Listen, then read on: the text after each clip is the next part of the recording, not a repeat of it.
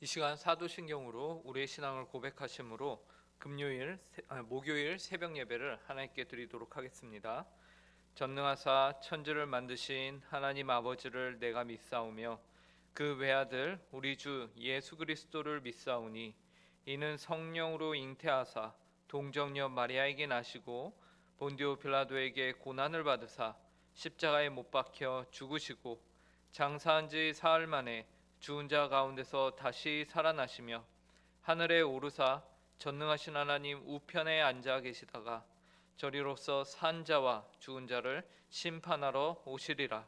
성령을 믿사오며 거룩한 공회와 성도가 서로 교통하는 것과 죄를 사하여 주시는 것과 몸이 다시 사는 것과 영원히 사는 것을 믿사옵나이다. 아멘. 찬송가 488장 이 몸의 소망 무언가 함께 찬송하도록 하겠습니다. 찬송가 488장입니다. 이전 찬송가는 539장입니다.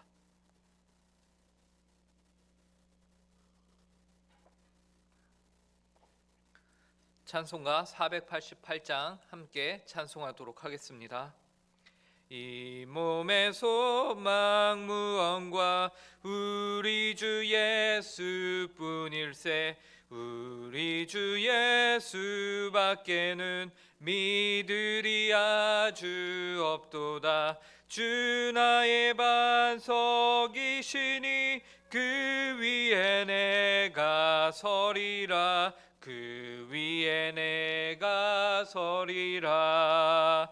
무섭게 바람 부는 밤 물결이 높이 설렐 때 우리 주 크신 은혜에 소망에 닻을 주리라.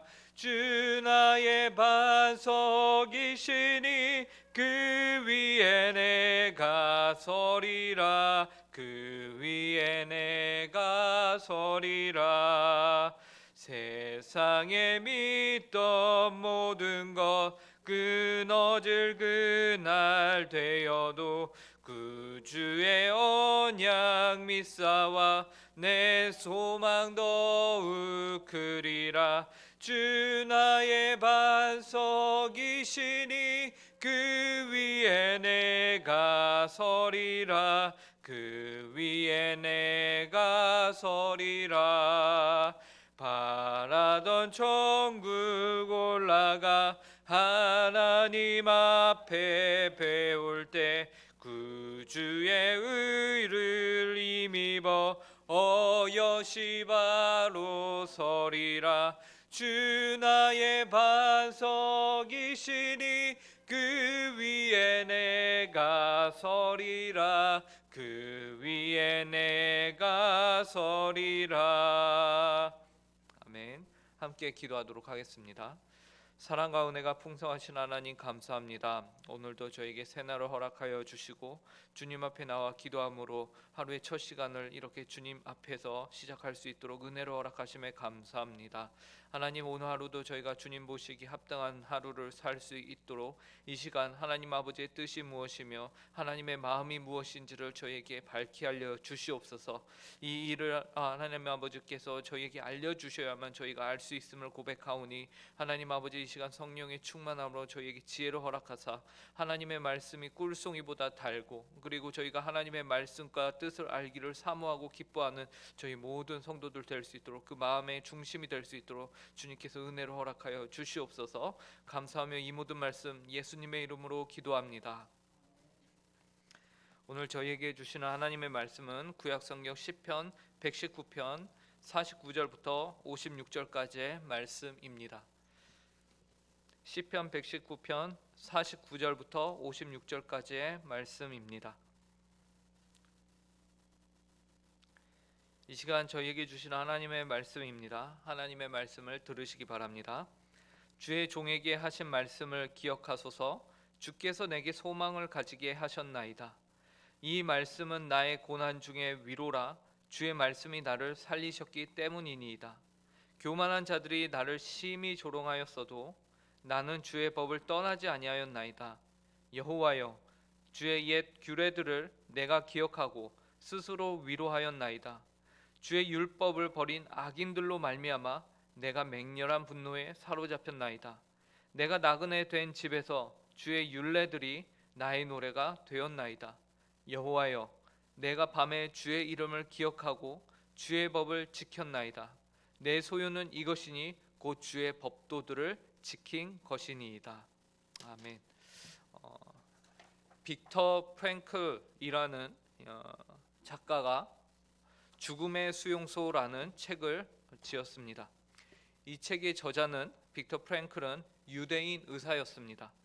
그는 2차 세계대전 때 유대인이라는 이유로 나치 수용소에 붙잡혀 가게 됐고, 그곳에서 인간 이하의 취급을 받으며 직접 겪은 일들을 기록한 책이 바로 죽음의 수용소라는 책인데요. 그곳에서의 상황들은 너무나도 참혹했습니다. 그는 그의 책에서 다음과 같이 기록하였습니다. 수용소에서 사람의 목숨이 얼마나 가치 없는 것으로 여겨지는지는 이것을 경험해 보지 못한 사람은 상상도 못할 것이다. 이렇게 처참한 상황에서 사람들은 자신들이 왜 살아남아야 하는지 이유를 잊어버리게 되었다. 그들은 잠시 죽음을 대기하고 있는 사람들이었고, 그러기에 죽음을 기다리다가 스스로 죽음을 선택하기도 했다. 저자는 그곳에서 처참히 죽어가는 사람들을 면밀히 자세히 관찰하였습니다. 그러면서 한 가지 현상을 발견하였는데요.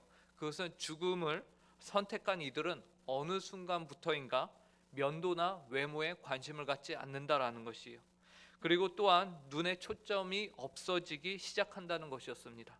그리고 어느 순간 몸에 병이 들거나 혹은 극단적인 방법으로 스스로 죽음을 선택하게 된다는 것을 저자는 발견했습니다. 삶의 의미를 잃어버린 것이죠. 결국 저자는 자신이 이곳에서 살아남기 위해서는 삶의 의미를 내가 발견해야만 한다라는 생각을 갖게 되었습니다. 그래야 저자는 수용소에서 삶의 의미를 두 가지로 스스로 정하였는데요.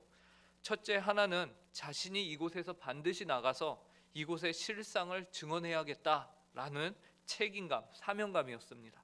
그리고 다른 하나는 살아서 헤어진 가족들을 만나야 한다라는 것이었어요. 그런데 사실 저자가 이런 결심을 할 때에 저자의 가족들은 이미 다른 수용소에서 죽음을 맞이한 상태였다고 합니다. 어쨌든 그는 수용소에서 살아남았고, 자유를 찾은 이후에는 로고테라피라는 심리학 이론을 발전시켜서 극단적인 선택의 기로에 선 이들에게 삶의 의미를 찾아주는 일을 하고 1997년에 생을 마감하였습니다. 이처럼 사람은 어떻게 보면 소망을 먹으며 살아가는 존재입니다. 삶의 소망이 없는 인생, 삶의 의미를 찾지 못한 인생은 아무리 많은 재산을 가졌다 하여도 결국에는 그 삶의 끈을 놓은 경우를 우리는 자주 보게 됩니다. 인생이 되도록 빛나게 하는 것은 바로 소망입니다. 그런 의미에서 오늘 시편 본문은 우리에게 성도가 가져야 하는 삶의 소망은 무엇인가? 라는 질문에 대해서 우리에게 말을 해주고 있습니다. 빅터 프랭크가 나치 수용소에서 살아남기 위하여 정하였던 삶의 의미가 있었다면, 성도는 그 삶 가운데서 무엇을 소망하며 이 세상을 살아야 하는가라는 질문이죠. 오늘 본문은 우리에게 이 질문에 대하여 다음과 같이 말합니다. 49절입니다. 주의 종에게 하신 말씀을 기억하소서. 주께서 내게 소망을 가지게 하셨나이다. 시편 기자는 주께서 하신 말씀을 기억하여 달라고 간구하고 있습니다. 왜냐하면 그 말씀으로 자신이 소망을 가지게 되었기 때문입니다. 시편 기자는 주의 말씀으로 소망을 가진 자였습니다. 그리고 그 소망을 놓고서 하나님께 간구하는 자였습니다. 이와 같이 오늘을 살아가는 성도는 마땅히 하나님의 말씀을 자신의 삶의 유일한 소망으로 여기며 그 소망을 위해서 간구해야 합니다. 주의 말씀이 바로 성도의 유일한 소망인 것이죠. 이러한 생각을 가지고서 우리는 살아야 합니다. 그렇다면 주의 말씀이 어떻게 소망이 되는가? 왜 우리는 주의 말씀을 소망으로 삼아야 하는가? 그 이유를 50절부터 하나씩 시편 기자는 말해주고 있습니다. 먼저는 고난 중에 위로가 되기 때문에 주의 말씀을 소망으로 삼아야 된다라고 말합니다. 50절과 51절을 보시기 바랍니다.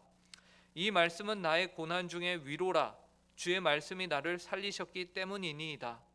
교만한 자들이 나를 심히 조롱하였어도 나는 주의 법을 떠나지 아니하였나이다. 시편 기자가 뭐라고 고백합니까? 자신이 고난 중에 있을 때에 하나님의 말씀이 우리에게 위로가 된다라고 말씀하고 있습니다. 왜냐하면 주의 말씀이 이미 자신을 살렸기 때문이다라고 해요. 한번 말씀으로 살림을 받은 시편 기자는 그렇기 때문에 내가 이 말씀을 나의 소망으로 여기며, 또한 교만한 자들이 자신을 심하게 조롱하였음에도 불구하고 자신은 주의 법을 떠나지 아니하였다라고 말합니다. 우리가 이 세상을 주님의 말씀으로 살려고 할 때, 주님의 말씀으로 소망을 삼고자 할 때에 교만한 자들은 우리와 같은 성도들을 어떻게 말씀으로 사냐, 답답하다라고 말합니다. 하지만 이미 말씀으로 살림을 받은 성도는 그 말씀을 더 이상 떠날 수 없는 것이며 그 말씀을 소망으로 살아야 한다라는 것입니다. 그래서 우리는 주의 법을 떠나지 아니하는 삶, 그러한 삶을 사는 성도들입니다. 그 무엇으로도 말씀을 소망으로 삼음으로써 우리는 참을 수 있고 견딜 수 있는 것입니다. 이런 시편 기자의 고백이 오늘 이 자리에 계신 모든 성도님들에게도 동일하게 있을 수 있기를 간절히 바랍니다. 말씀 자체가 여러분의 고난 중에 위로가 되며 또 여러분을 살리는 생명의 말씀이 되시기를 간절히 바랍니다. 그리고 52절에서는 이 말씀이 우리에게 위로, 우리가 스스로 위로할 수 있는 귀한 말씀이다라고 말합니다. 52절을 보시기 바랍니다. 여호와여, 주의 옛 규례들을 내가 기억하고 스스로 위로하였나이다. 우리에게 가진 것이 아무것도 없을 때조차도 이 말씀은 우리가 스스로 일어날 수 있으며 우리 스스로를 위로할 수 있는 귀한 말씀입니다. 여기에서 옛 규례들이라고 나오는데, 이 옛 규례들은 오래전부터 참된 것으로 드러나고 견고히 서 있는 하나님의 진리의 말씀을 뜻합니다. 그래야 신자는 과거에 하나님이 신실하게 행하신 기록들인 말씀을 보고서 그 안에서 스스로 위로를 받을 수 있습니다. 아, 과거에 하나님이 이러한 일을 행하셨구나. 하나님이 이스라엘 가운데 이러한 일을 행하셨구나. 하나님이 오늘날까지 이러한 일을 행하셨구나를 우리가 스스로 보며 스스로 그 말씀들을 기억하며 우리가 위로를 받을 수 있게 된다라는 것입니다. 그러므로 말씀은 스스로를 위로하고 치유하는 능력이 됩니다. 반면 주의 율법을 버린 악인들도 등장을 합니다. 그 악인들을 보면서 하나님의 성도는 의로운 맹렬한 분노에 사로잡힌다라고 53절에서 말합니다. 제가 읽겠습니다. 주의 율법을 버린 악인들로 말미암아 내가 맹렬한 분노에 사로잡혔나이다. 여기에서 내가 맹렬한 분노에 사로잡혔다, 이것은 하나님의 율법을 버리고 떠난 악인들을 보면서 이제 의로운 분노, 하나님이 마땅히 가지시는 그 분노를 이 시편 기자도 동일하게 갖게 됨을 의미합니다. 하나님의 백성으로서 말씀과 하나님의 입장과 이 시편 기자의 입장이 동등하게 된 것, 하나님의 말씀과 감정이 하나가 된 것을 의미하는 것이지요. 그래서 성도는 마땅히 그 말씀의 입장에 서서 이 세상을 바라보며 이 세상을 향해서 어떠한 태도를 취해야 하는가를 우리에게 또한 알려줍니다. 그리고 54절에서는 나그네 된 집에서 나의 노래가 된다, 이 말씀이 나의 노래가 되었다라고 말하는데요. 제가 읽어보겠습니다. 내가 나그네 된 집에서 주의 율례들이 나의 노래가 되었나이다. 여기서 나그네 된 집이라는 것은요, 무엇을 의미하냐면 바로 우리가 살아가고 있는 이 세상을 의미합니다. 성경은 우리가 이 세상에서 나그네라고 말합니다. 그렇기 때문에 이 땅에서의 삶 속에서 이제 나그네 된 집이기 때문에 어디 하나 거할 거 없으며 우리 안에 기쁨이 없을 것 같고 우리 안에 안주할 것이 없을 것 같은데, 그렇게 힘든 생활 가운데서 주의 율례가, 말씀이 무엇이 된다고 하냐면 나의 노래가 됩니다 라고 합니다. 우리의 삶을 새롭게 해주며 우리의 삶을 살아가는데 힘이 되는 그러한 노래가 된다. 그것이 바로 말씀이다. 이 세상을 살아가는데 활력소가 된다라고 말합니다. 즉 사람의 목적의 의식과 소망, 희망, 삶의 의미가 바로 말씀이 되기 때문에 그 말씀을 통해서 우리가 노래를 지으며 살아갈 수 있게 된다라는 것이죠. 그리고 55절에서는 이렇게 말합니다. 여호와여 내가 밤에 주의 이름을 기억하고 주의 법을 지켰나이다. 여기에서 밤에라고 시편 기자가 또한 말하고 있는데, 여러분 밤은 어떤 시간입니까? 사람이 수면을 취하는 시간, 모든 것을 기억을 내려놓고 잊어버리는 기간이 바로 밤입니다. 그런데 그때에도 시편 기자가 무엇을 기억하냐면요, 주의 이름을 기억하고 주의 법을 지켰나이다 라고 고백합니다. 심지어 이 밤에 자는 시간에도 주의 이름을 기억하고 주의 법을 지키는 것, 실로 대단한 하나님의 말씀을 향한 애착이 아닐 수 없는 것이죠. 시편 기자가 이 정도까지 주의 말씀을 그리고 주의 이름을 기억하는 것, 무엇 때문입니까? 하나님의 말씀이 시편 기자에게 진실한 소망이 되기 때문입니다. 그리고 마지막으로 56절에서 시편 기자는 이렇게 말합니다. 내 소유는 이것이니 곧 주의 법도들을 지킨 것이니이다 라고 말합니다.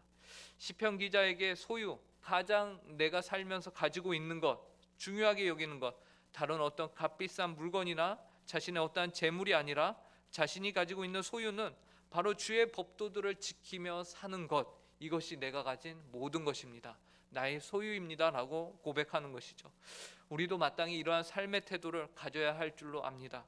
우리도 세상을 살면서 우리의 자녀들에게 물려줄 수 있는 것이 집, 재산, 많은 것들이 있을 수 있겠지만, 그 무엇보다 우리가 자녀들에게 물려줄 수 있는 것, 내가 가진 소유는 바로 주의 법도들을 지킨 것, 이것이다 라고 우리 자녀들에게 물려줄 수 있어야 할 것입니다. 여호와의 말씀을 지키는 것이 곧 여러분의 소유가 되기를 간절히 바랍니다. 이렇게 오늘 본문을 통해서 성도가 하나님의 말씀을 인생의 소망으로 삼아야 하는 것에 대해서 살펴보았습니다. 하나님의 말씀을 오늘 하루도 우리가 의지하고 그 말씀을 우리 삶의 소망으로 여기며 살면서 하나님께서 원하시고 하나님 앞에 바르고 복된 귀한 성도의 삶을 사시는 모든 성도님들이 되시길 간절히 바랍니다. 함께 기도하겠습니다. 사랑과 은혜가 풍성하신 하나님, 우리에게 귀한 삶을 허락하여 주셨습니다. 하나님께서 주신 이 귀한 삶, 하나님 아버지, 저희가 어떻게 살아야 하는지, 저희가 이 삶을 사는 데 있어서 무엇에 저희의 소망을 두어야 하는지를 오늘 시편 기자의 고백을 통해서 알려주시니 감사합니다. 하나님 아버지, 이 세상을 살아가면서 저희가 주님의 말씀을 저희의 삶의 유일한 소망으로 여기며 하나님 아버지의 말씀을 저희가 저희의 마음 가운데 새기며 살아가는 저희 모든 성도들 되게 하여 주시옵소서. 하나님 아버지, 저희는 연약합니다. 하나님 아버지, 저희는 부족합니다.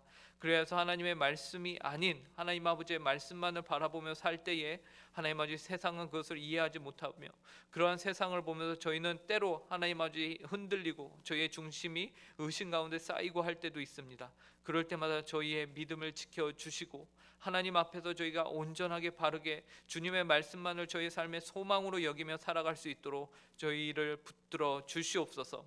하나님 아버지, 오늘 하루도 저희의 삶 가운데 주님의 말씀이 온전히 드러나게 하시며 그 말씀을 더욱더 사모하는 저희 모든 성도들의 하루가 될 수 있게 하여 주시옵소서. 감사드리며 하나님 아버지, 오늘도 선교지에서 수고하고 계신 모든 선교사님들을 주님께서 기억하여 주시옵소서. 하나님 아버지, 선교사님들이 그 삶 가운데서 만나야 할 자들을 만나게 하여 주시고 또 마땅히 전해야 할 말씀들을 증거하며 나눌 수 있도록 하나님께서 은혜로 허락하여 주시고, 전 세계적으로 힘든 이 시국 가운데서 하나님 유일한 소망이 되시는 하나님을, 예수 그리스도를 마땅히 증거하며 하나님 아버지 그 영혼들을 살리는 사역에 오늘도 몸소 바쳐 일할 때에 하나님께서 모든 필요들을 채워주실 것을 간절히 구하오니 하나님 함께하여 주시고 주님의 나라 확장하는 일에 주님께서 역사하여 주시옵소서. 오늘 하루도 주님께서 함께하실 것을 간절히 구하오며 이 모든 말씀 예수님의 이름으로 기도합니다. 하늘에 계신 우리 아버지여, 이름이 거룩히 여김을 받으시오며 나라의 임하옵시며 뜻이 하늘에서 이룬 것 같이 땅에서도 이루어지이다. 오늘날 우리에게 일용할 양식을 주옵시고 우리가 우리에게 죄 지은 자를 사하여 준 것 같이 우리 죄를 사하여 주옵시고 우리를 시험에 들게 하지 마옵시고 다만 악에서 구하옵소서. 대개 나라와 권세와 영광이 아버지께 영원히 있사옵나이다. 아멘.